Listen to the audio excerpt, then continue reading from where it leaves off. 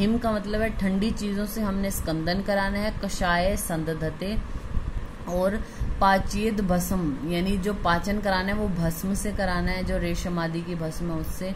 दाह संकोचती सिरा, जो दाह है वो सिराओं का संकोच कर देती है। ठीक है, ये तो हमने चारों के लक्षण पढ़ लिए।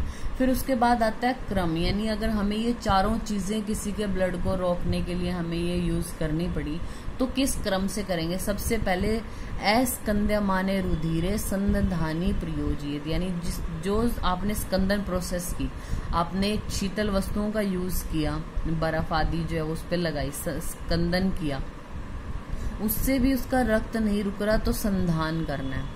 ठीक है, संधान यानी कषाय आदि आपने द्रव्य लगाए, जोड़ने का काम किया उस व्रण को, फिर भी नहीं हुआ तो आपने पाचन करना है। पाचन करने से भी नहीं इफेक्ट पड़ा तो लास्ट जो है हमारा दहन आता है। ठीक है, क्रम इनका क्या है, जब हम यूज करेंगे स्कंदन, संधान, पाचन और दहन, वैसे हमें याद यही रहता है संधान, स्कंदन, पाचन और दहन।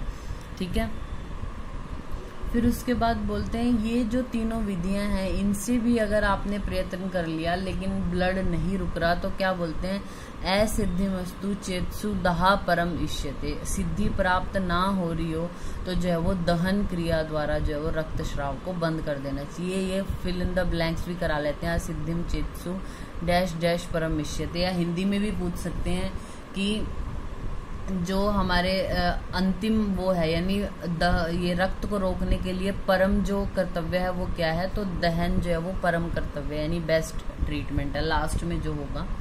फिर आता है देहस्य रुधिरम मूलम, जो देह है वो रुधिर ही उसका मूल है।